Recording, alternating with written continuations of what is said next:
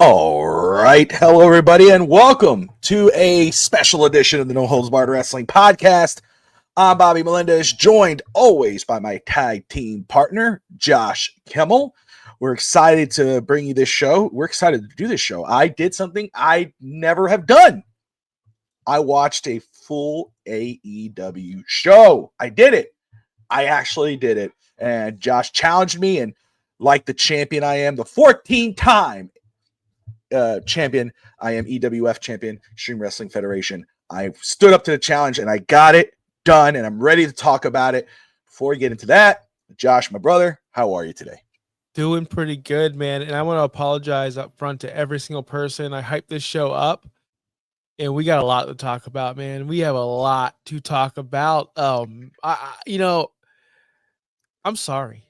Like I'm truly sorry that we had to sit through this, and I'm curious to see where you land. So the reasoning why I wanted to go back to 2020 and check out AEW, because the theory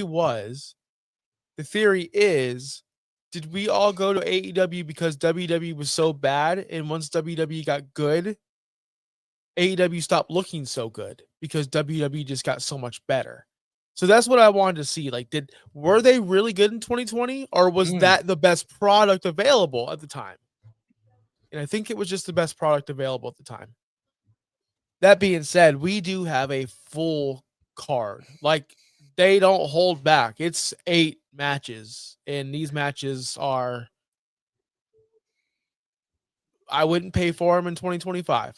But So, that being said, Bobby, yeah, very quick. I just want to say, first off, what we're doing today, what we are doing. Josh challenged me to watch 2020 AEW Double or Nothing. It's the first COVID pay-per-view. So, I did it. I found it on Max. I turned it on. I started, making notes for the first match. And then we found out, wait a second, we had WrestlePalooza. And so we had to stop. But I actually finished. And it was a crazy week. You followed up to me yesterday. You're like, hey, did you watch it? And I'm like, I got a couple more matches. It's been crazy. But I actually went through and I watched it. So that's what we're doing today. And, I love that you said that, because that you said, like, I'm sorry. Because I was like, I wonder what he's saying, what your thoughts were then compared to now. I love, because I know you saw that when it happened. I think you might be there. I was watching. I was like, he may get on me because I might have some positive takes on it, but there are some things where I was like, man, I hope he doesn't hate on me for this, because I do have some like, what the was this? So I'm excited. I'm gonna let you take the floor, and I'm gonna roll with you on this. And because this was a mega card. I mean, it was nonstop. And Go ahead, man. Start it off. So we're not going to go blow by blow. We're not going to go through that. No. We're just going to go through the matches and more thoughts and winners and our just general thoughts. So we're not going to do the pre-show because Max doesn't show pre-shows. Also, Max doesn't show highlights. When they went every single time, did you notice JR or Excalibur would go, oh, let's see that again. They would play the audio of the playback, but they didn't play the video back. Yeah. I thought it was an AEW botch the first time, but then I'm like, wait, I guess Max just doesn't show these for some reason. Specifically the one where MJF almost died. I wanted to see that one again, but we'll get to that later, or actually the second match of the card. But we had a casino ladder match to open the show.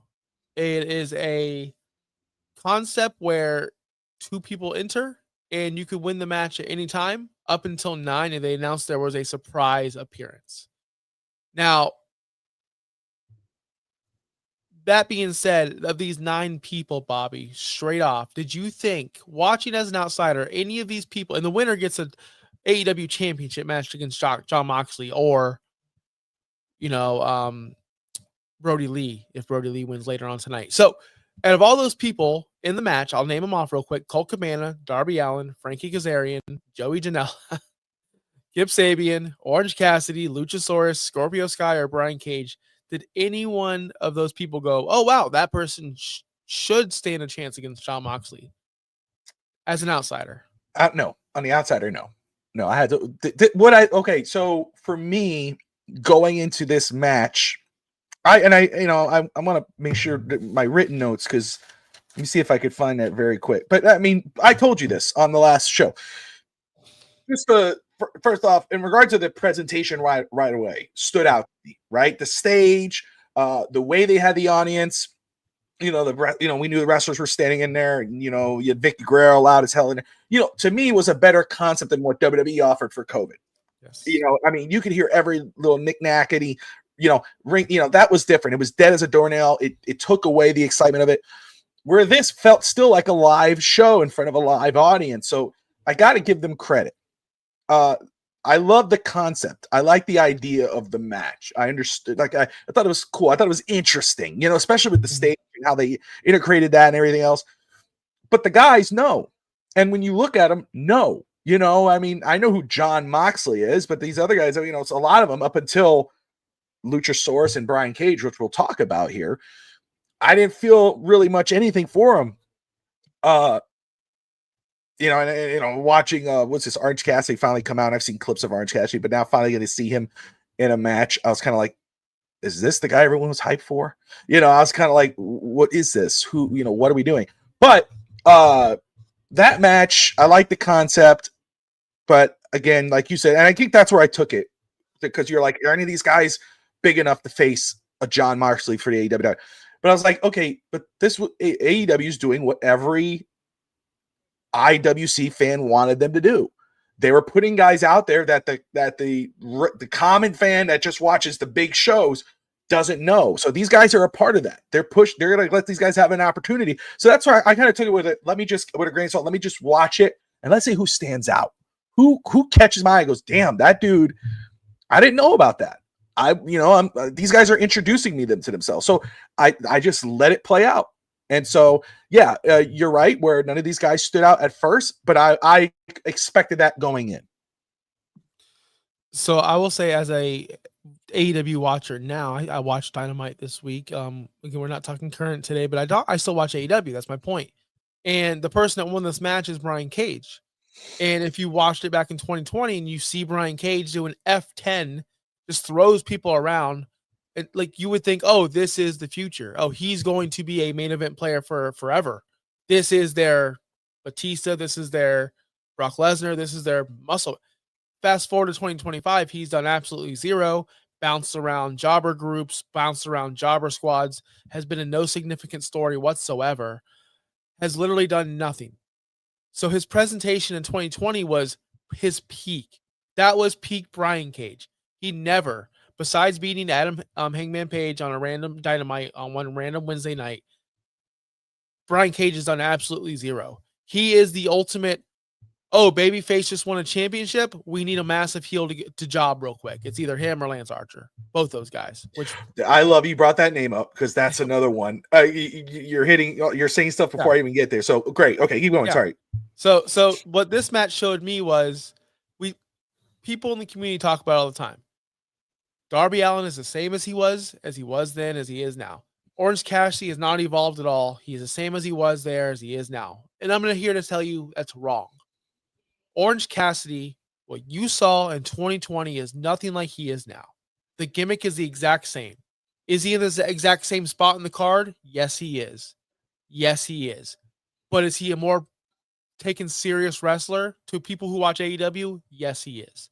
He doesn't do the whole wear the sunglasses thing during the match. He doesn't do the I don't know how to do a ladder. That right there alone, that spot right there killed my interest in this match. I'm sitting there watching this, a grown adult man pretend not to know how to open up a ladder. It drove me nuts.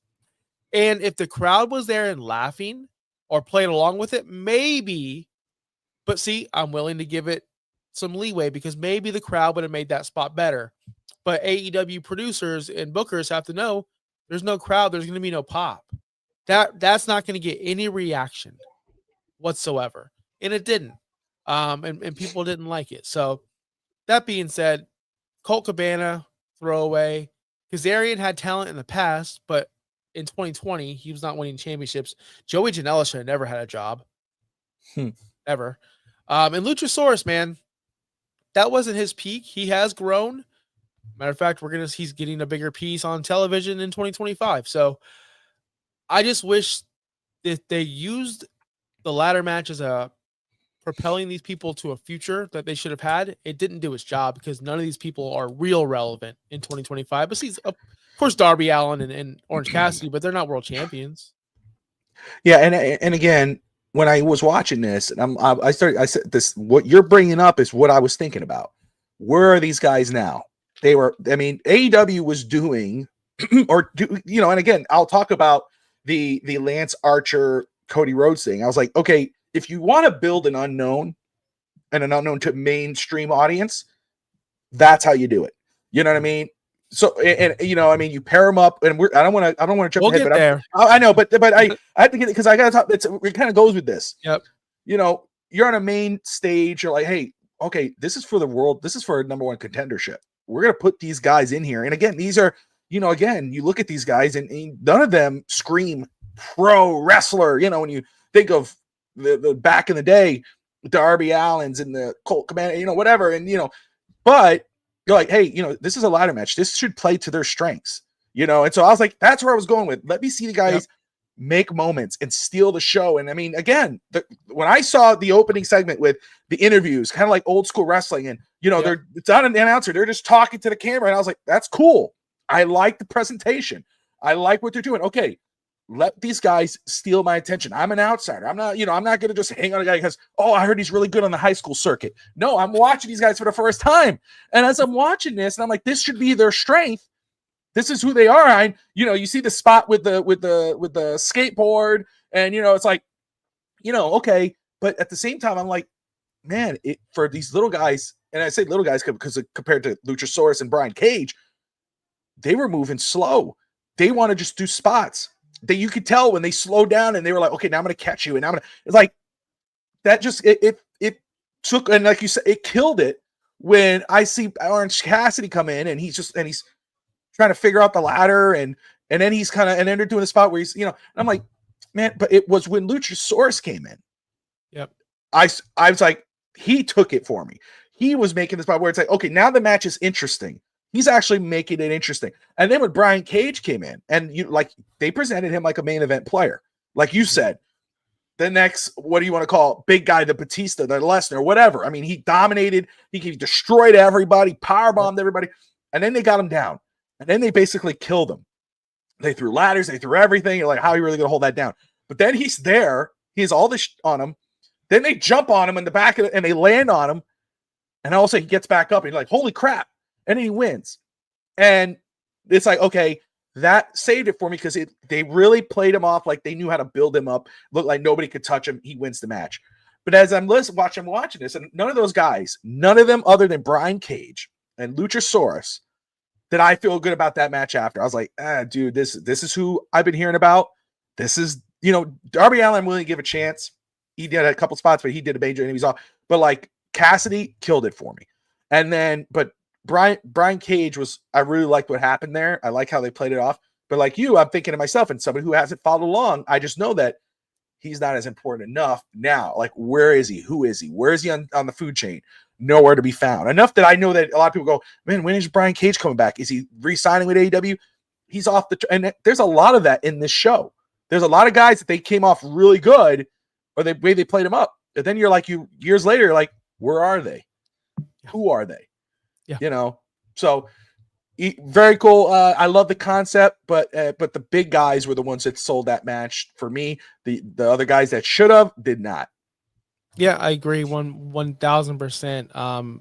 Great, AEW has great concepts in matches. This is not their only great concept that they've made up. But man, if they could to 2025 to 2020, their biggest problem is capitalizing on what's hot, capitalizing on capitalizing on runs and builds, and Tony doesn't know how to follow up, and that goes along with Wardlow, Britt Baker, Thunder Rosa, you name it. Anyone that gets hot, the Acclaimed.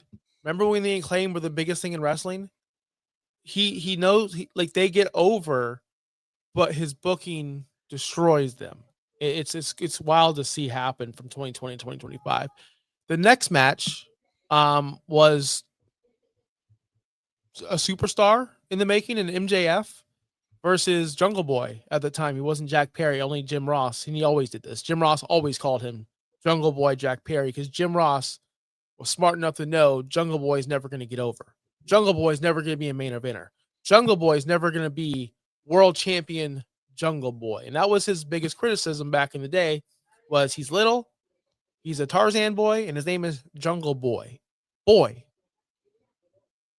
That's not going to work in 2025 or 2020, brother. But he did have a good match and a good angle with MJF. I enjoyed this match even in 2025.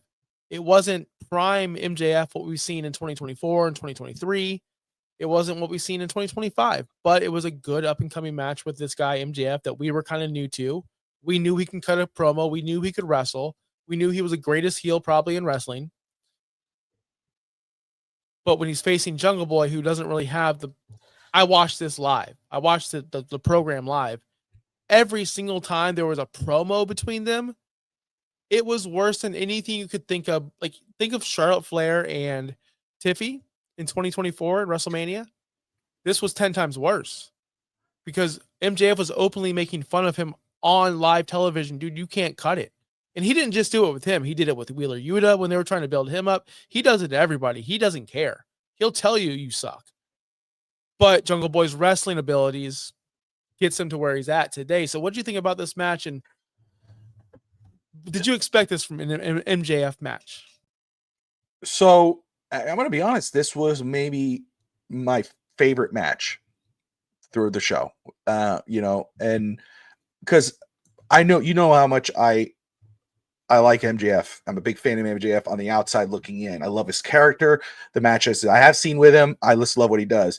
So it was Jungle Boy where it's kind of like, okay, this is my first time really getting a taste of what Jungle Boy has been in the ring. I know all the outside stuff.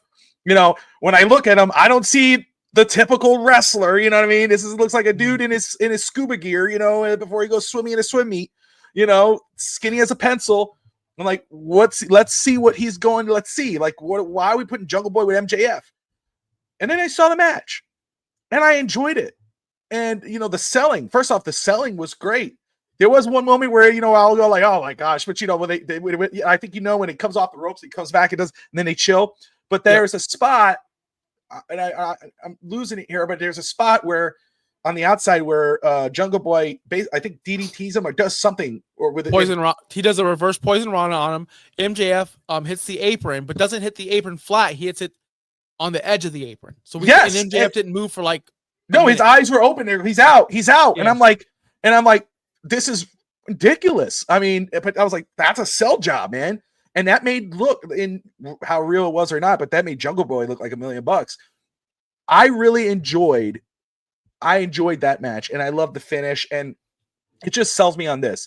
I don't know the career trajectory of Jungle Boy. I could go based off what you say, but I know watching that, and we know years later, it's still the case, and it's not even the tip of the iceberg. You watch that match, and you're like, that is a legitimate superstar in MJF. That he could wrestle with anybody. He could go one-on-one with you to Mike, and you put him against a Jungle Boy, or you put him against impossible, but against John Cena, and you're going to have a killer match. This guy could wrestle anybody. I mean, it's ridiculous. That was maybe my favorite match in the card. Like, I really enjoyed that one. Yes, this one was great. And I do believe, I'm sure Maria in the chat will agree, if Jungle Boy just shut up and listen to the people in the back, not just Phil Brooks, but anyone, Jake Roberts, if he would have listened to Arn Anderson, Billy Gunn, just anyone. He was one of the people who Arn Anderson and William Regal came out and said, these guys just don't want to listen. And they not just one person, not just Phil Brooks said that, everyone said that when they left. These guys just don't want to listen. They think they know everything. And he's one of the people, and specifically, I think, that would be better off today if he just stopped and goes, okay, I'm an indie level talent. I am very talented physically. I can wrestle. I can choreograph these moves with anyone because he has. Jungle Boy is one of my favorite wrestlers to watch. But he can't get over himself because all he can think about is how do I look cool? The last time we saw Jungle Boy before, or Jack Perry in 2025, we saw him at the pay-per-view in September where he revived Luchasaurus and now they're going to return in the 6th anniversary show, which is good, was fine. But he was a heel tied up to a cage like a crucifix style with Darby Allin about to burn him, and instead of cowarding like a heel does or begging like a heel does, like an MJF does, he's laughing like he's a badass because he doesn't understand professional wrestling. The heel's not supposed to be the badass. And I don't think Jungle Boy or Jack Perry will ever get that through his head. So his trajectory was thrown off because of him, not because of any other booking, because he's been booked strong with his heel run. It's just the way he interprets it. It's so wrong. And I feel like if he would have put it on some size, which, I mean, some people can't get size. It's just a fact. He's shredded. That dude is shredded. But I don't know, man. His own indie mind can't get himself out of the way. But yeah, this was probably the best match because Jungle Boy puts on great matches. And I'm glad you got to see it. Yeah. I'm glad you got to see that. No, and the scapegoat. I will say the only part where I was kind of like, okay, but I like that he, because it just was the smack fest, and they were smacking each other's chest and just giving each other the time. And it was probably the only spot where it's kind of like, okay, but then when MJF hit him in the arm and he sold the arm because his arm was killing him, I think that was really good. Thank you, Zach. National Chocolate Milk Day. I'll make sure I'll drink one right after this. I'm down with a chocolate milk. Hey, I think Kenny Omega likes some milk. We'll get to that later. Oh boy. So the next one, though, it kind of falls with the first one because you brought him up, but that's the TNT Championship match. Yes. Cody Rhodes versus Lance Archer. Let me do my Mike Tyson. Oh, it's like, why? Why'd you show that? It's like, come on, dude. But Cody Rhodes and Arn Anderson with Lance Archer and Jake the Snake Roberts for the TNA Championship. This was the debut of the TNA Championship. Is that right? The TNT Championship. TNT. Sorry. They had a tournament for it. And this is Cody Rhodes. This is everything. I'm sure you got a lot of like, hey, this is Cody from 2025. Everything he did, everything he says, all of his promo work is exactly what we see now. Crybaby Rhodes. But you're stealing. You did it. You're doing it. I'm telling you. I go. I'll wait. I'm gonna wait. Go ahead. I just want to say. When I saw him win the TNT Championship, and he gets on his knees and. Yeah, I'm like, this just took away all the happy moments from when he won the WWE title. It's the same script. It's the same thing, minus everybody jumping in the ring and carrying him. Mm-hmm. It was the same deal. First, he's a very good actor. I know he went to acting school, whatever, but it's like, what are we doing here? I'll just tell you though, didn't hate the match. He made Lance Archer look really good for a big guy. Lance Archer is one of those guys where you're watching me like, you pair. This is how you can build a guy up. Like this is my thing. Yeah, that's the ingredients, right? You pair him with Jake the Snake Roberts. You let Jake the Snake talk. You let Arn Anderson talk. Cody Rhodes could talk, but you let Arn Anderson. I love that concept. That's how you make an unknown known. You pair him with a guy who and he still could talk, man. Jake the Snake, then it was like, I loved it. Got me into it. Like, this is intriguing. Of course, I'm thinking, where is he now? Everybody was like, give this guy a shot. He deserves a shot. He deserves a shot. He needs to be with this guy. Put him over. But now he wasn't put over. But still, he went over by putting him in with Cody Rhodes. He went over by putting him in with Jake the Snake. Where is he now? And so that I always want people to remember that when you think of, this guy deserves a chance. That's where, when you had that chance, you could do it. Or do something with it. Lance Archer, of course, lost. He didn't look bad in that match. Cody made him look good, and he did some good moves too. But I love the way they built it up. I love the way they, I think that's what you're supposed to do. If you really want to give a guy a chance, even if he could take that opportunity and run with it or not, this is how you do it. Pair him up with a guy who's known, like a Jake the Snake.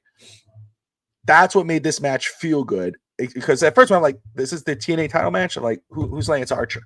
And I'm watching just again, it's okay. That's not what it's for. I'm there to watch and observe and see what jumps out at me. But like you said, it's a Cody Rhodes match. It was all, everything. And then the way it ended, it was kind of like, that feels familiar, so Yes, Yep. I did think that when I saw the end of the match. And it's fine. And Maria in the chat is correct. Cody Rhodes needed AEW to be the man he is today. 100%. So you know what? I hear a lot of people. A lot of people are this or that on CM Punk. Without AEW, CM Punk would not be in wrestling today. It's a fact of life. I don't think he comes back without AEW. And I'm not going to go on a soapbox about how we need AEW in 2025 because we do. It gives wrestlers a chance to make more money. It gives wrestlers an alternative. Look, it's not about, I want to be in the best company in the world. Sometimes people like a Ricochet just want to go work with their friends, Adam Cole, and that's totally fine. So this whole tribalism thing is ridiculous. 100%. But I will say this. When a show's bad, a show's bad. And I can't help. When the Miami Dolphins are bad, the Miami Dolphins are bad, right?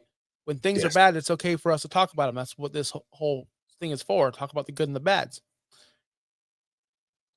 Lance Archer was mega over at this time.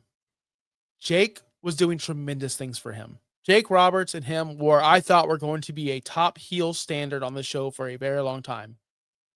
I don't know what went on with Jake. Last we saw Jake Roberts, he traded Lance Archer to Don Callis for 3 luchadors, and we never saw Jake Roberts again. And now Lance Archer is a tag team with Brian Cage, ironically, as jobbers.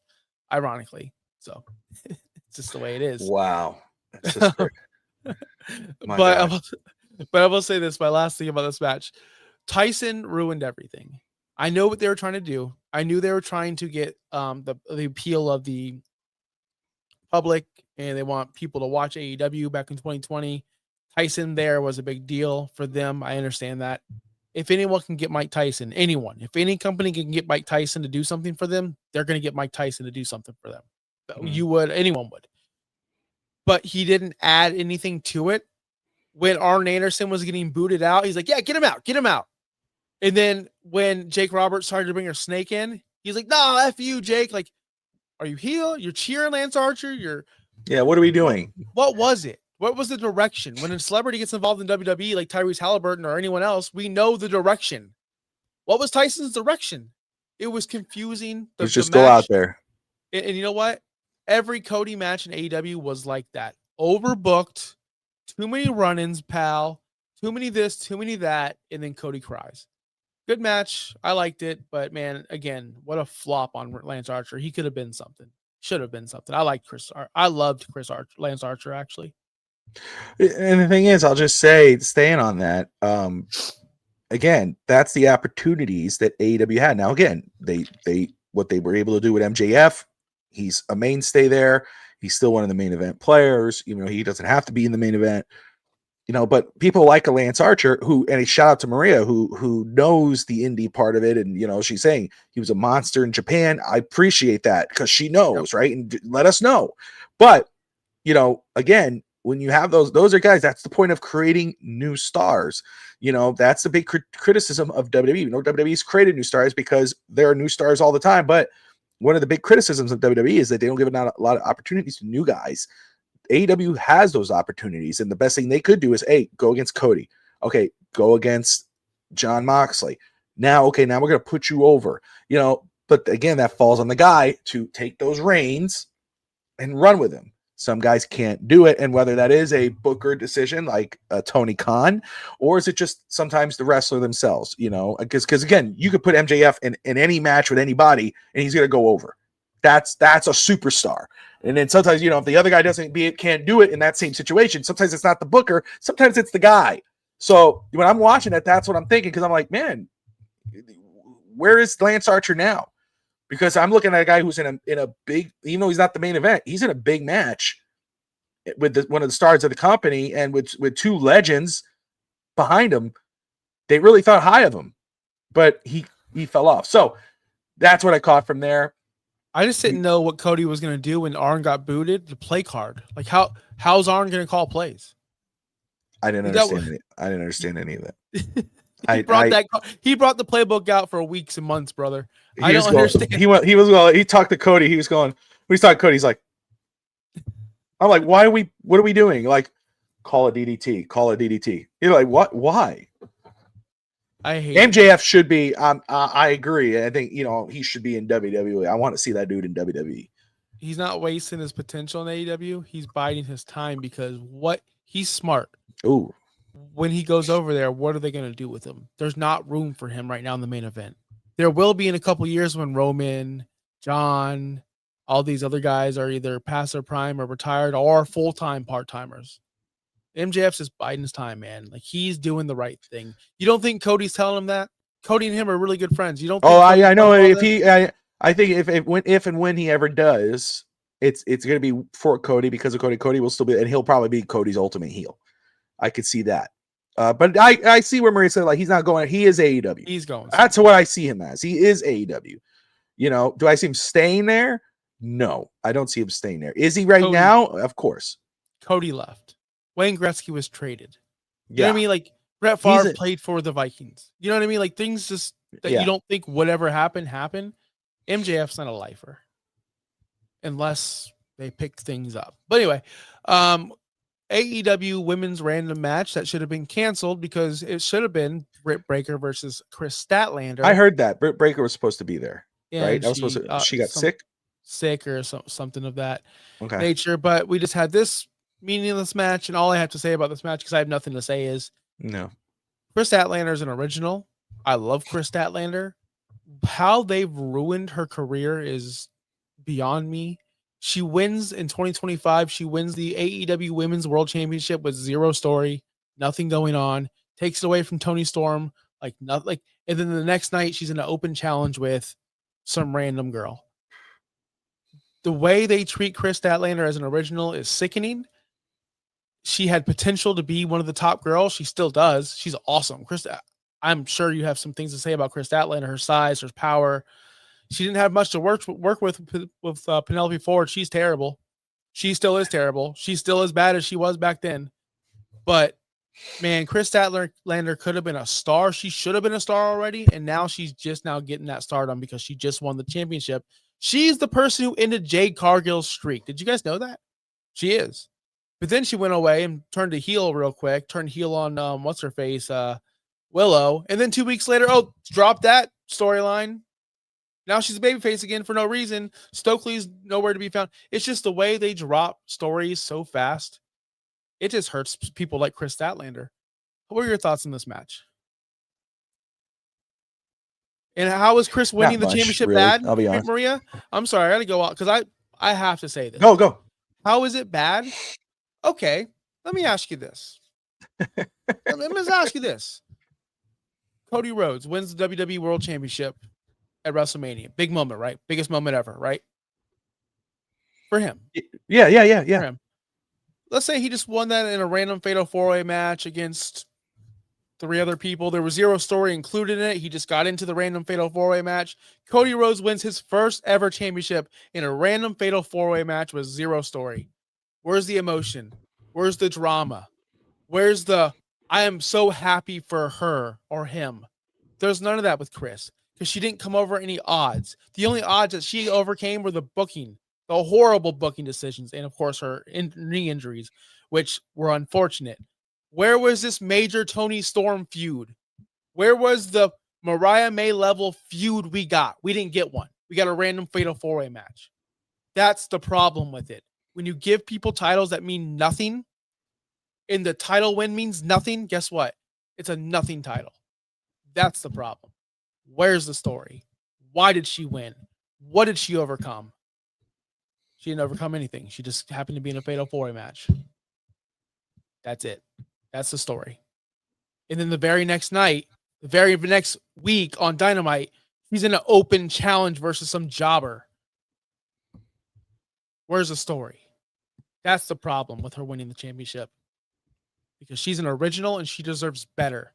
She deserves to beat someone like Mercedes. When she beat Jade Cargill for the TBS title and ended her undefeated streak, what happened to Chris Statlander?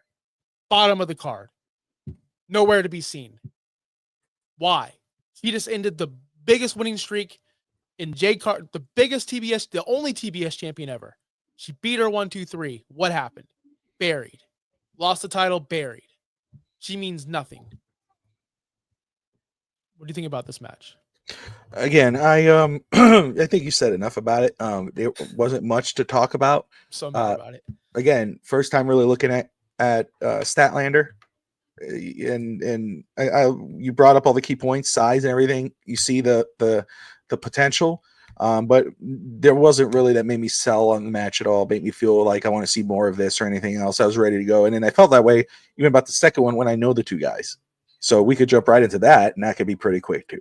Yeah, Dustin Rhodes with Brandy. Good to see Brandy out there versus Sean Spears.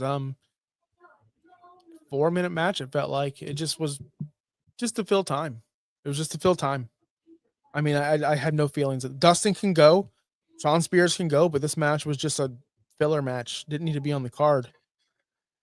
Yeah, I That's thought plain and simple. without even knowing the story, it felt like a throwaway. It felt like where the whole, I'm gonna tease, there, yeah, stop. I'm just kidding, it was just me. No, wait, just one. I just said one time. One time. It's like, okay, we get it. You didn't do the you mean, here come I like the camera shot where Dustin showed up right in the back. I like how that kind of, but it was like, okay, throwaway is what it is. Cool to see. Move along, and then we get the AEW Women's Championship match. Yes, with Nyla Rose and Hikaru Shida.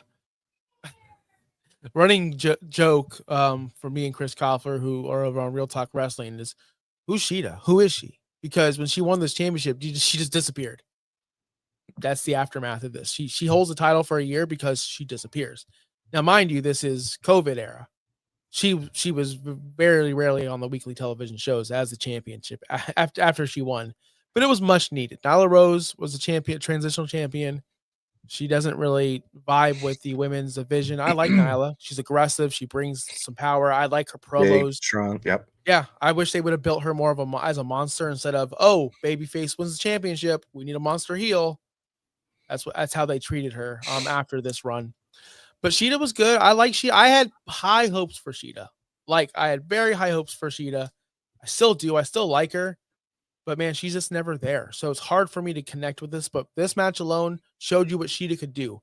Were you a fan of Shida in this match? Because I thought she was phenomenal. Yeah, no, I enjoyed it. I enjoyed it. It caught me a little off guard because it felt like, again, like I might have just walk away because I don't know them and this might be a time to walk. But I sat through it again. Talking about Nyla Rose, her size, and Shida. It was an intense match. It was cool. I think they used everything correctly. I don't think they anything about the outside and all that whatnot. I thought that was really cool.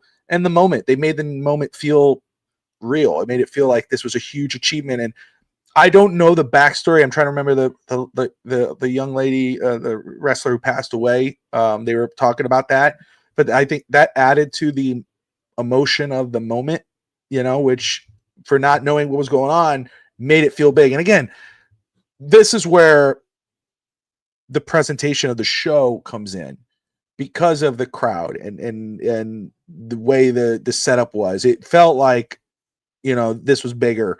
And I think the girls gave me something to want to watch more of. It's like Tony Storm and Mariah May. When I saw that moment on Twitter, when it popped, that's when the whole turn made me want to watch it. And then when I watched their matches, I'm like, okay, this is big.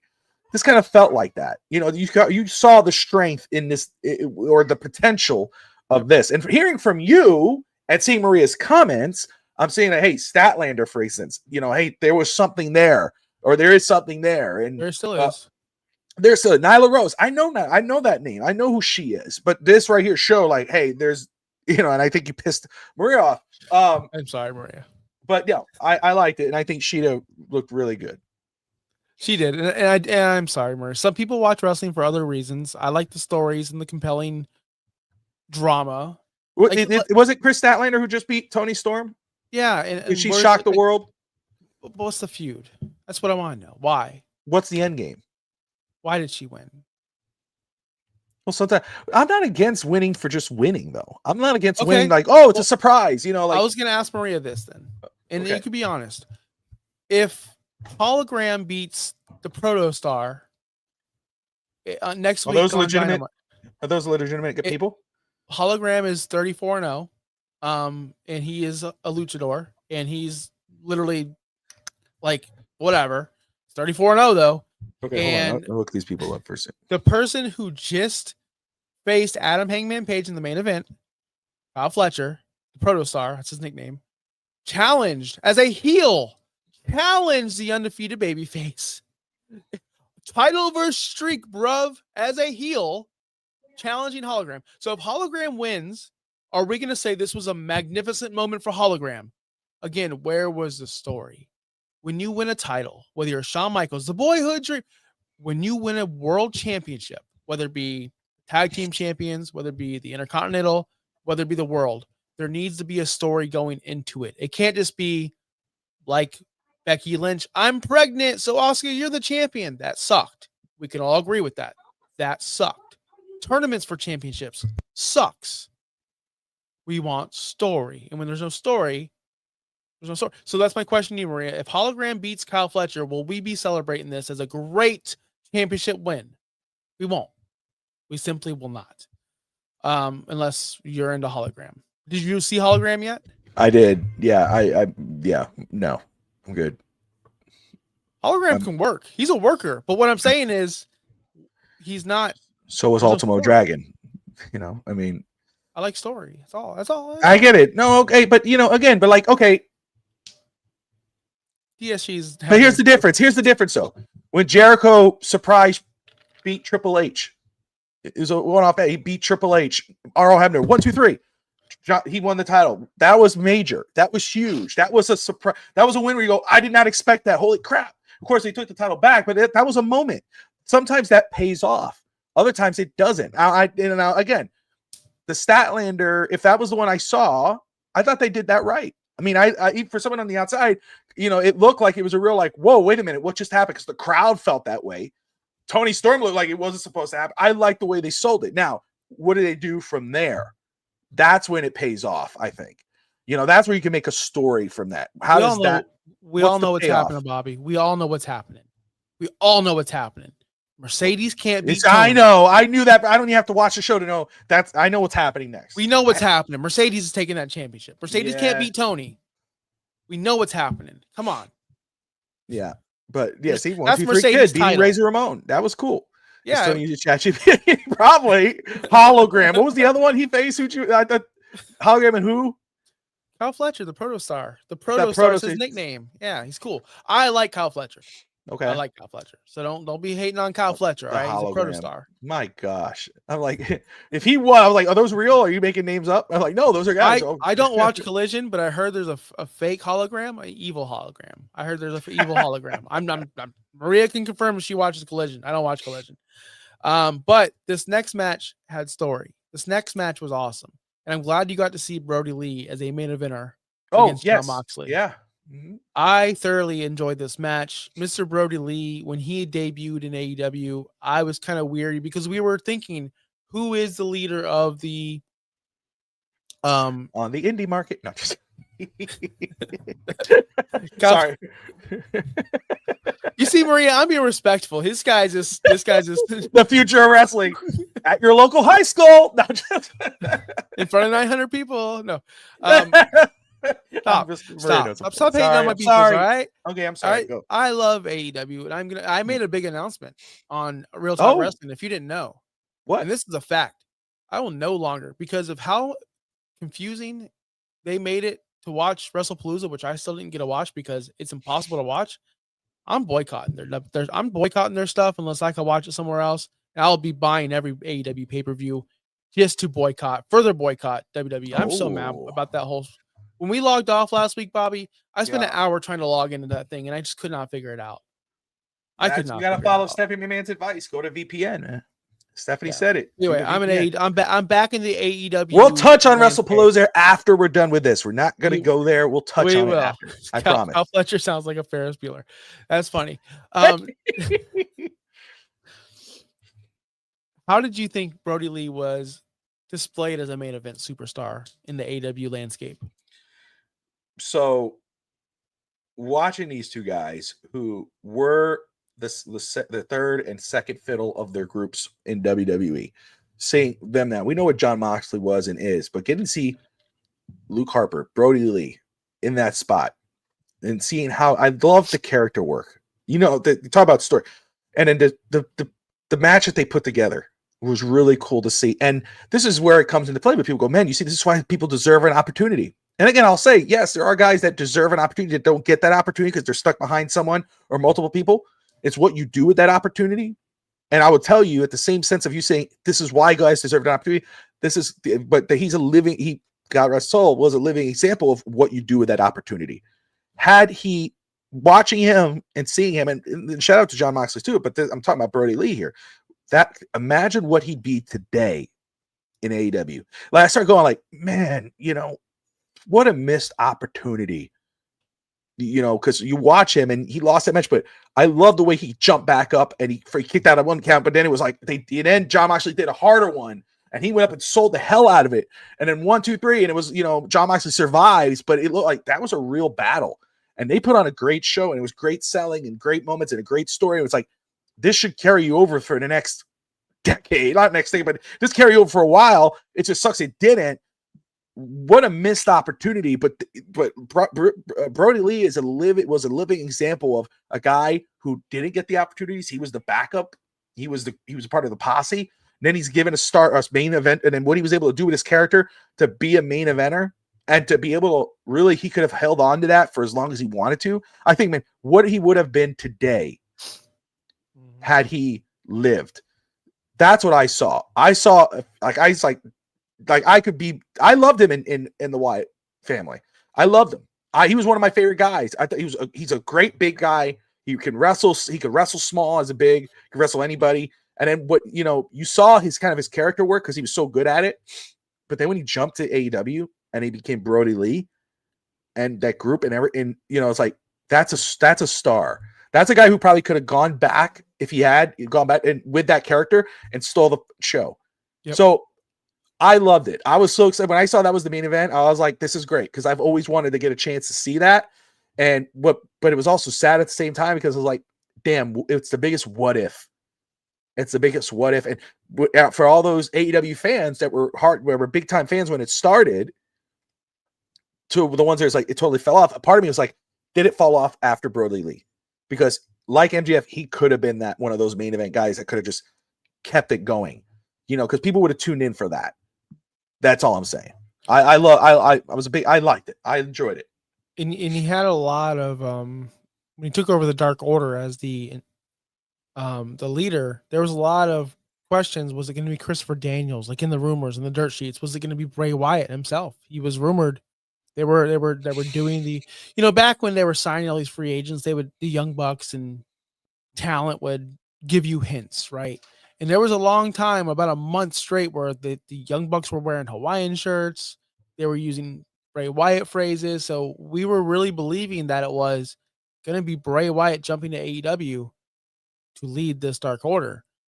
Little did we know those were hints for Brody Lee, for Luke Harper. And I was going to go, is this going to work? Like, people expect Matt Hardy. Matt Hardy was involved. He was supposed to be the leader of the Dark Order. There were so many names being thrown out there. When they used Brody Lee, I'm going, man, is this going to work? He was a secondary person, and it worked. Even after this, his feud with Cody was the best. His feud with Cody was for the TNT Championship was better than anything that he's ever done in his career. That was phenomenal. So if I just go watch that if you could find that somewhere. But this match particularly, it ended up with a choke out. I don't like chokeouts. I don't like it when Gunther does it. I don't like when Moxley does it. It was too quick for me. I thought that was a quick ending to it. I mean, it's cool. I felt like, I didn't feel like he was biting his teeth, and that's the only complaint I have. I do have a complaint that this should have been the main event. I'm going to just say that this should have been the main event. You were left on a high note if that was the main event. If that was the main event, it wouldn't have. That should have been the main event. Probably, but I don't know how you can do it. I don't know how you can do the Stadium Stampede anywhere in between. I don't see how you can do Stadium Stampede. Oh, you look great. Have fun. That should have been homecoming. Oh, have fun. That should have been a pre-show match. Stadium Stampede? Yeah.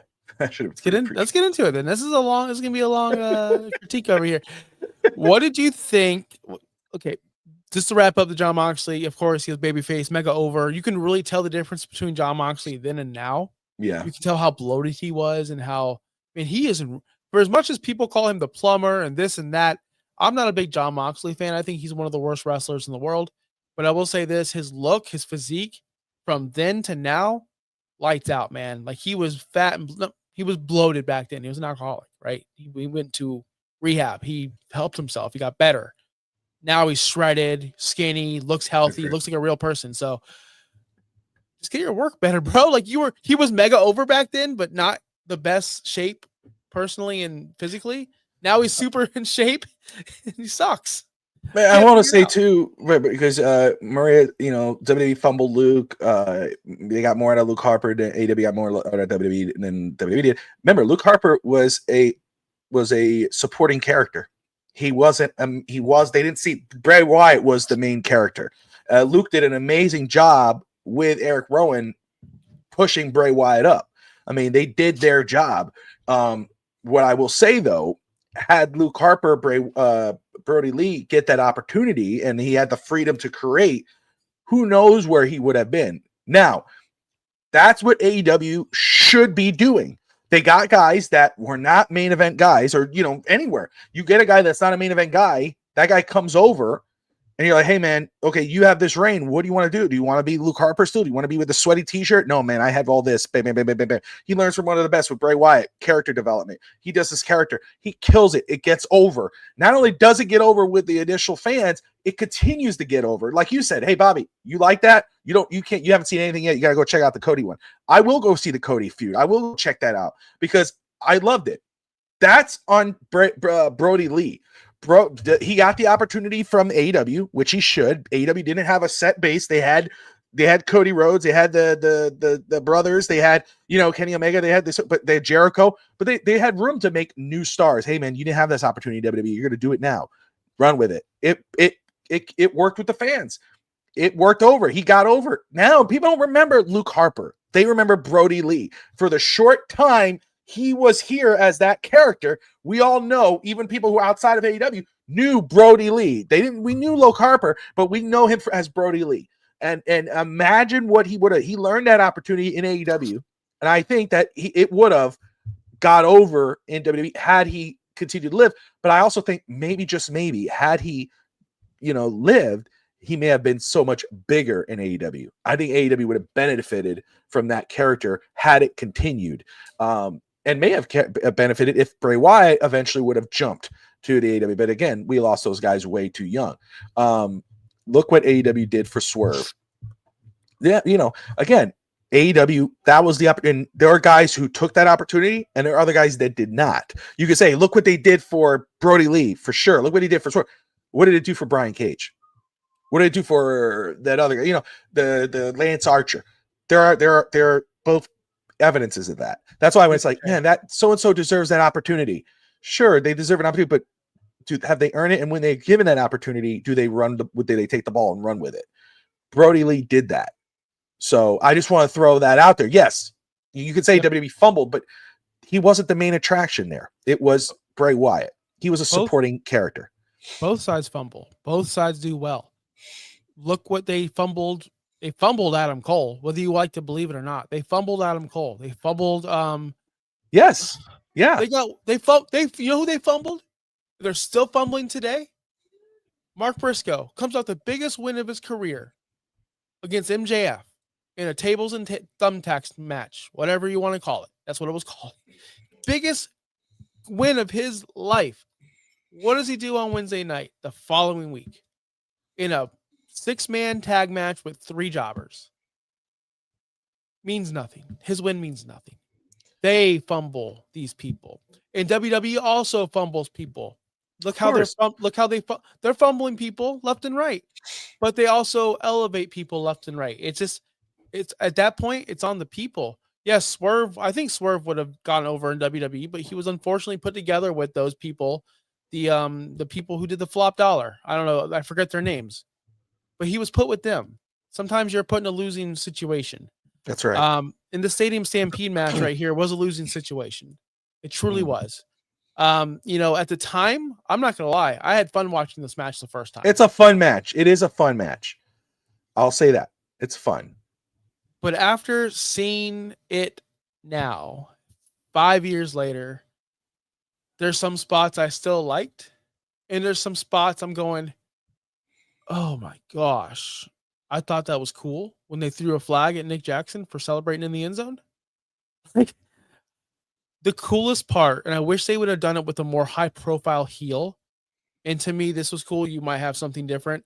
When Adam Page was drinking in the area where you could drink, he's drinking his whiskey or Yeah. whatever. He's a cowboy. Have that be Chris Jericho. Have that be someone that matters, like one of the big talents, not who they had. It was Jake Hager. Jake Hager is a nobody. He was always a nobody in AEW. That moment would have been so much cooler if Chris Jericho sat down and they shared a drink together, and then they beat the crap out of each other. Not Jake Hager. I get it. I'm nitpicking here, but I enjoyed that spot for what it was. What did you think about the cinematic spots in between the action spots? Was there anything that stood out to you? So it was fun. I've never really seen a Hangman Page match, so this was my first time getting it, and so I have to actually watch because he wasn't really involved. He came running in on a horse. He didn't really go full steam. I mean, Sammy, I'm gonna butcher his name. His last name, Guevara, was running full steam, and the horse was like just jogging, and I was like, okay, and then he's, which I thought was that's why I was like, am I supposed to take Hangman serious or not? Because then they cut the Hangman, and then he's just looking like this after like Sammy's been in the field forever, and he's looking side by side, and then he finally goes break off. So I was like, I was confused by that. The replay bit was cringeworthy. I was like, okay, when Jericho wanted a replay because of the 2 count, I'm like, okay, and they're arguing in the blue tent, and it was like, are we really doing this? I like Omega's spots. Thought that was cool. Let's see here. Trying to remember exactly spot by spot here, not spot by spot, but man, I'll just say this. Everything I've seen a few matches now because I try to force myself to. Not a big fan of the Young Bucks every time I watch them. I don't know what the hype is about. I really don't. Forgive me. I really don't understand the hype behind the Young Bucks. They don't. Maybe because they're the EVPs, they have that hype. I don't know. But every time I watch them, I'm like, I thought these guys were one of the hottest tag teams in the market outside of WWE. I just don't see it. I do not see it. I see it with Omega. I could see Sammy. Sammy had some good spots. He's comedic, but he, the whole stupid thing when the water hits him, or he had to wake up and he thought he won and whatever. I just felt though it wasn't main event material. I felt like this should have been. It didn't feel like the main event. And when they won, it didn't feel. I don't know, dude. If it was, I just don't know. I just didn't feel like with all these guys. I was like, okay, I understood it was supposed to be crazy. I understood it would have been a little ridiculous in some things, which is fine. That's wrestling. It's wrestling. It's entertainment. It's supposed to entertain you. I'm cool with that. But at the same time, it felt like we're just going to do it to do it. Let's just do a crazy spot, or let's just do this silly thing. It's like, it didn't get me. I was like, man, how was this? They should have left it off with the championship. That should have been the main event. I think you could have done this the first match of the card and then ride it out. Because you go, man, why would you want to do that? I mean, it kind of takes away. Because Santino and Ortiz, who I've seen before and I didn't like them in this match. I felt they were too. It was kind of gimmicky. It was a little ridiculous. There was some spots in there. It's like, that's so crazy. Like, you're hurt, or you just got slammed in a pool. This is a pool. You're okay. The Matt Hardy thing was great. I thought Matt Hardy was fun. Oh, you like that part? The version I thought that was, yeah. I thought that was like, I was like, because that's what he is. He's like glitching, but some of the other stuff I was kind of like, I don't know, dude, that should have been the first match on the card, or maybe just a pre-show, or or just right before. I don't care. I just didn't think it should be the main event. There was something special about it because it was the first show, and they had this whole football field, and they decided to try something new, and that's what this pay-per-view Which is fair. This pay-per-view was held in front of nobody, and it was the first of their kind, and they did it differently, and it stands in 2025 today as a B level, C plus level pay-per-view. Was there things that are wrong? Of course. It's a startup company and they hit COVID. Imagine any startup company. Bobby, you start up Finstock Sports Network today. Let's say you start it today. You're doing well. 6 months down the road, you're doing okay. Your ratings are fine. You're picking up viewers, and all of a sudden the government shuts down YouTube. Just shuts it down. You can't do anything anymore. What are you gonna do? That's kind of like them. They were brand new. They had all these stars to make. They had all their friends from the indies. They didn't know what they were really doing, but they were doing well. People were into them. And it was because it was new. Was it because WWE was so bad? Yes. That's my final answer. That's the whole experiment of this was WWE so bad during the Vince era and COVID that we had no other choice but to go be entertained on Wednesday nights? Because at this time in my life, Bobby, Wednesday nights, 8 p.m., TBS or TNT was on. I didn't miss a show. I watched it live. And I was excited every single week because every week was something new. And every week was something magical. Where in WWE, we're getting Kofi Kingston literally saying out loud, rematch after rematch after rematch. And you have Bryan Danielson or Daniel Bryan saying, nothing is fun about Monday Night Raw. These are literal quotes because they said them, because it'd be the same matches on Raw. It'd be dumpster matches with the Viking Raiders and Kofi Kingston and fake alligators and dumpsters. WWE was at probably one of the worst times in their entire, before the Attitude Era and the COVID era. WWE's two darkest times ever, probably. And the AEW gave us the alternative we needed. They just didn't take it. They didn't take what we were giving them, the viewership, and they weren't locking us in. They just said, oh, they're going to watch us because it's great wrestling. Which, yeah, we do watch it for great wrestling. But at the end of the day, Maria said it. When Kenny Omega is healthy, he's the best wrestler in the world. False. Can't cut a promo. He could tell a story in the ring. He's the best wrestler in the ring. Yes. Move for move. Yes. But he's not Roman. He's not pulling Roman numbers. He's not Cody. Not pulling Cody numbers. Because they can do it all. Cut a promo. Wrestle. Tell a story. Sell merch. Sell tickets. Go do promos. Go be on ABC Today. Go be on NBC News. Whatever you got. Go be on ESPN. Kenny doesn't do that. He can't do that. Kenny's great. Honestly, he's top 3 wrestler of my life. I love Kenny Omega. But the problem is after watching the show, all the stars that we saw, tell me who's better off now than where they were today. Who's the biggest star on this show that you go, man, remember that guy from 2020, Bobby? Now he's killing it here. You can't say that for anybody here besides Cody Rhodes. And where's he at? Great points. Can't argue that. And I think what you said about Kenny is right on money, because that's what I feel. I mean, when he's in the ring, I mean, I loved what I saw from Kenny Omega, and I mean, he made everybody look good. But when you hear him talk, you're kind of like, but you know what? Overall, I'll say this about this show. You said C plus, right, in that area? C plus. I'll tell you what. It was a fun show. Like I told you this right away when I started watching it. Love the presentation. I love the set design. I love that's what's so like WWE when their best moments in the COVID era was the cinematic matches. That's what when they think of John Cena versus Bray Wyatt, Undertaker versus AJ Styles. Those were fun. Those were great. Those could have been. You could have done that a lot more. They didn't. For AEW, to me, the way they did that show was the way the formula WWE should have followed. WWE should have saw that. They saw it. They said, shoot, we got to follow that. That's the way we should do our stadium, or what we should do. Have those. And they did. They kind of had the people on the outside smacking the glass and everything. And then they put the TV sets and, which again, I didn't like that. I rather have people, come on, you have enough indie, you got enough young talent back there. You could throw, hey, sit down in the stands and cheer on the crowd and do that. Yep. They could have done that, but they didn't. So good for AEW. It's a big what if. It was a good show to watch. In regards, it was fun. It was different. I appreciate you telling me, hey, Bobby, let's watch this show, because I think it did. Because you didn't have the crowd.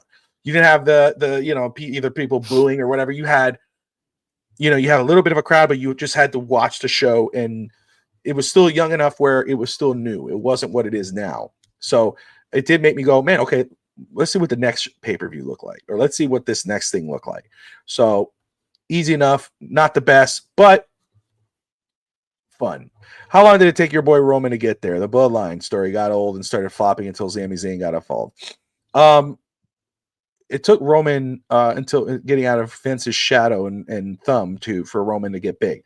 He was trying to make Roman into John Cena. And Roman Reigns, if Roman Reigns would never had Kenny Omega does not have McMahon holding him down. Omega could say whatever he wants and be himself. He doesn't have a script. Roman Reigns doesn't have a script. Roman Reigns, when he did, you saw the awkwardness. You saw the mistakes. Now Roman Reigns makes his own script. And he was able to take that ball with Paul Heyman and run with it. So I wouldn't think it's fair to compare the two in regards of that. And yeah, I don't think it was flopping at all. I thought it was pretty huge. It just blew up when you added the Sami Zayn element and where it went from there. It's still the biggest storyline. It's not even around anymore. It's still talked about. Like, who's the next guy? What's the next? And all this whatnot. Anywho, we should talk, though, because now that we're off of this, we haven't touched on WrestlePalooza. I know you did. You did review it with the crew on Real Talk Wrestling. We did. Did you catch anything of it? I know you didn't watch the show, but did you watch any highlights? Did you anything at all? Yeah, I watched some highlights here and there. I thought it was cool to see, AJ Lee back in the ring. She put on her finisher or that submission on Seth Rollins, which that was pretty cool. Other than that, though, nothing really stood out to me. I'm very upset that Brock Lesnar went over. It makes zero sense at all. Makes zero sense now. Yes. Now that they announced that there's no second match and there shouldn't be, thank goodness. But what a waste of our time. But I know why they did it, and it's not needed. You know why they did it. You know why he beat Cena, right? Do you know why? I want to hear from you first before I give you my reason. He beat Cena because when Paul Heyman announces him as the last member of the Division in the War Games match, people are going to think that's important. Oh, he beat Cena. He's unstoppable. Wow, it's Brock Lesnar. That's close. Yeah, I get. Yeah, he could have easily lost this match. Yeah, he could have easily lost this match. Cena should have won. Cena should have went into AJ Styles as a winner, not a loser. It makes no sense to me. I'm just so upset with that direction.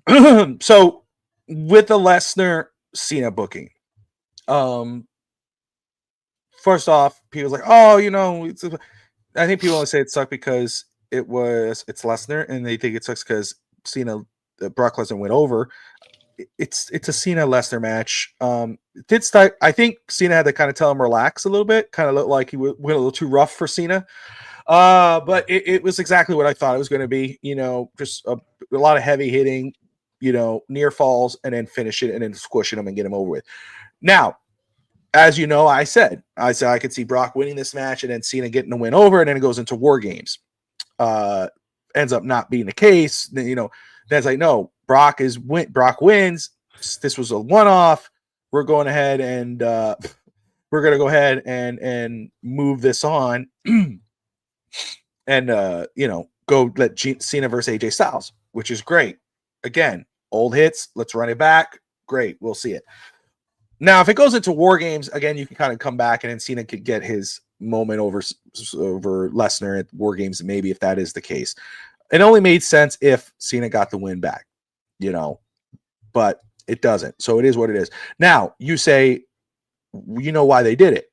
I think you're right on. I think, it's like, hey, you had to make, because Cena kind of said it, I want, it's good to let him get over strong, or this, not Cena, but the report was Cena lost because Cena believes, they always say Cena believes that it's good to get the guy over because you want to leave the business better than what it was. And, you don't want to, whatever on the way out. I was like, this is Lesnar. He doesn't have to win. Lesnar is Lesnar. Anytime you hear that music, it's ball game. Lesnar could get his ass kicked on one show and he comes back. You're going to, you don't really, unless you're planning something bigger with him, unless, it is maybe to Maria's delight, Braun Breaker going over on Lesnar later on. Lesnar has to look unbeatable, and then Braun Breaker beats him, makes Braun Breaker look like $1 billion. Yep. That could be the case. That could be the long end story, maybe. But again, you could have done that by Lesnar going over, and then Cena beating him, and then Lesnar looking strong at War Games, and then whatever later on. It is what it is. I'll tell you, it was to me, it was a glorified Saturday Night Main Event. I they said, oh, supposedly there's a lot of surprises. There wasn't any real surprise at all. And I will say, I think the main of, again, what was the point of Cody Rhodes coming back to face Drew McIntyre for any reason at all? It wasn't. It was just like, oh, you're done filming or you're taking a break. Come on over, defend your title. Drew loses. It's like, why? Why do we do that? Why did we need to see that? We didn't need to see that unless Drew was going over, unless some big surprise was happening. We did not need to see you.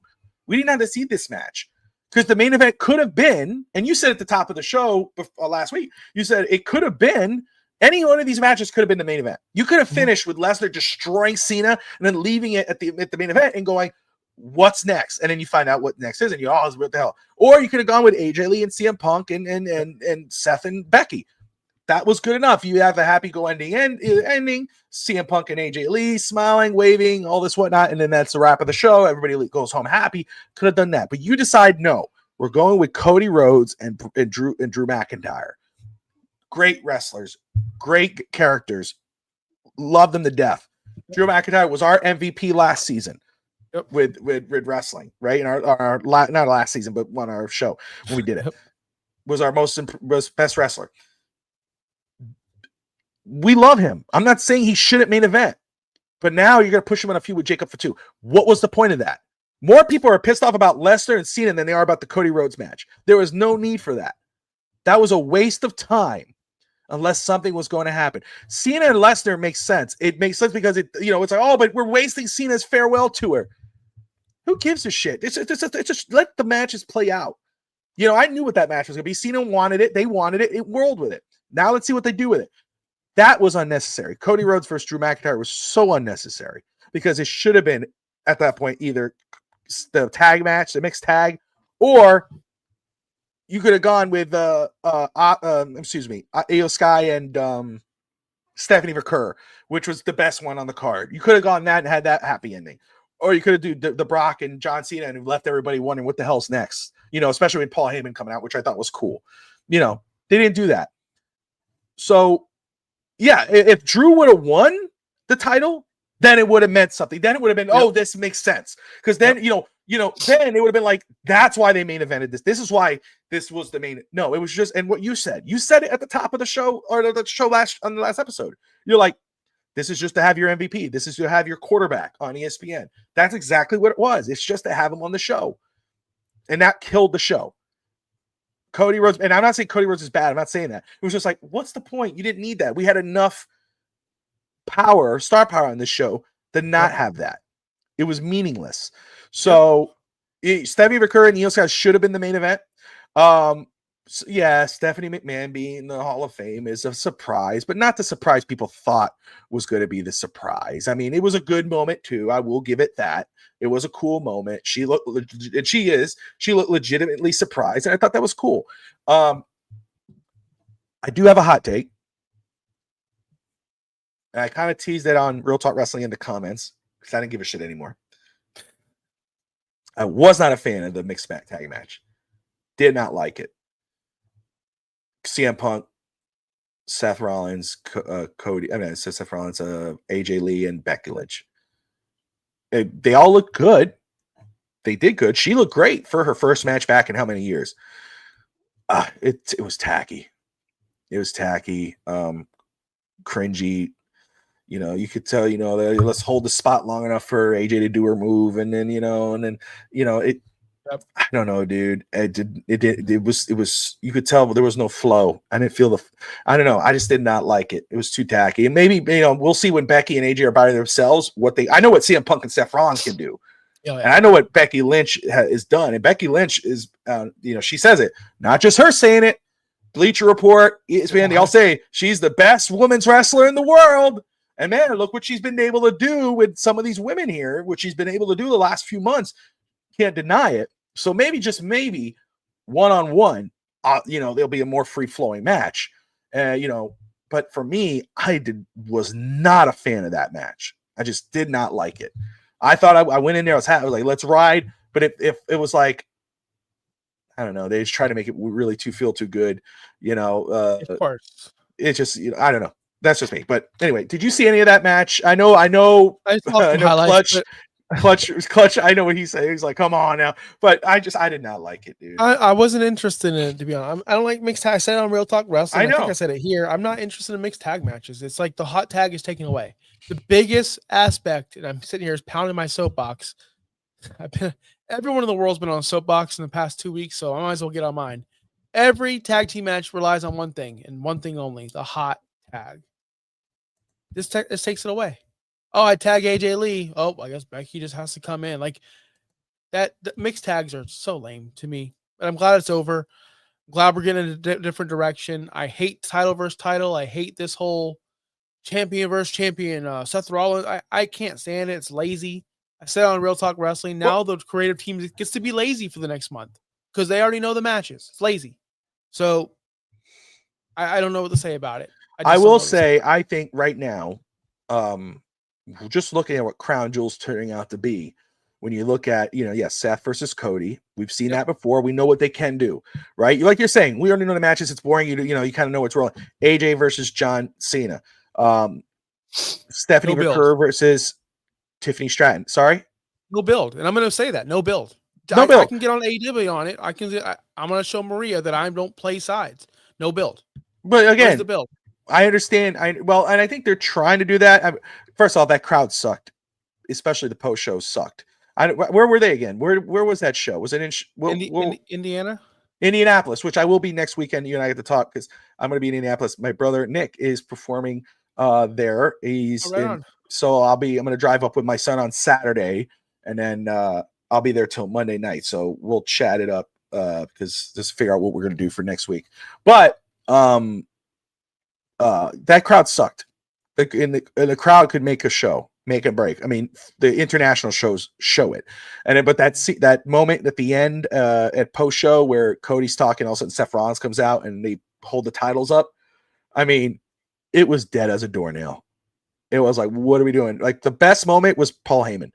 Paul Heyman was trying to talk, and I don't know why Joe Tessitore, whatever his name is, was cutting him off. But I was like, Paul and Braun Breaker are killing it.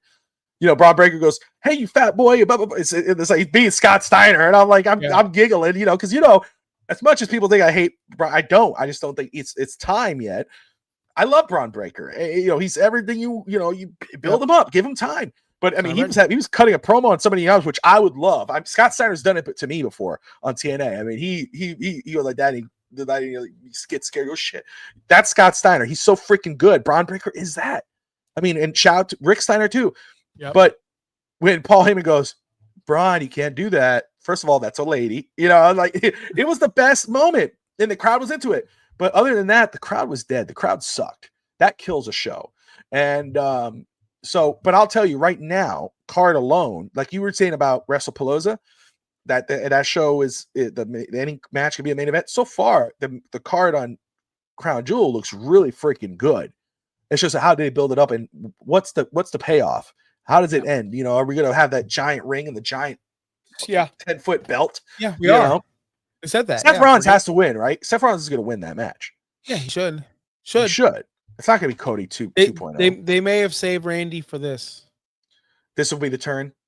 They may have saved Randy for this. Like, what's the payoff? Like, if Randy comes out after, there's no payoff. But if Randy comes out during the Seth Rollins match and cost him the match, there's a reason. There'd be a reason for Cody in that match to happen now, and it'd give Seth Rollins an excuse on why he wins.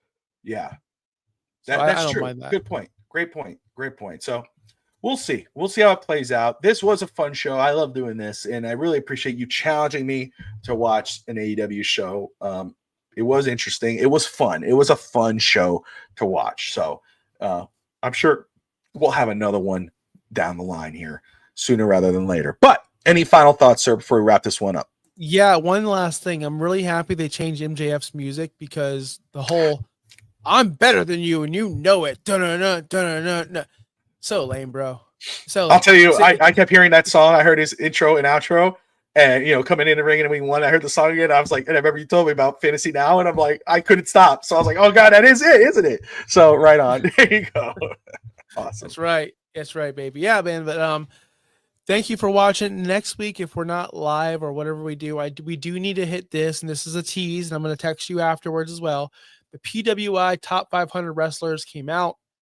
There's a list. I'm looking at it right now. There's some names ahead of some names that we got to talk about. I'm just going to spoil it. Okada is ranked above CM Punk. Okada. Okada.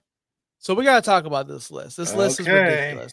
And you know what? Try to avoid it. You don't want to surprise you. Just try to avoid it. It's going to be hard. It's out there. Let's do a One Force AEW show per year. I'm down with that. I'm down with that. All right, there you go. Get us out of here, man. I need to take some Tylenol. I'm feeling kind of sick. You want to take brother. some Tylenol with me, brother? I got you, man. I got you. I got to go get some Afrin, free up my nose a little bit. But anyway, I am done at least until tomorrow morning. I will be back on live. I'm pretty sure for East 10th Street Boys. So join us for that. Of course, we're talking Dolphins. We're talking Heat. We're talking Marlins. We're talking Panthers. We're talking Miami. Talking it all. So join us tomorrow morning. Get your cafecito ready and tune in. I'm sure DSG will be there as he usually is. And we'll find out if Alex watched The Bronx Tale. But that's Josh Kimmel. Catch him on Fantasy Now Plus.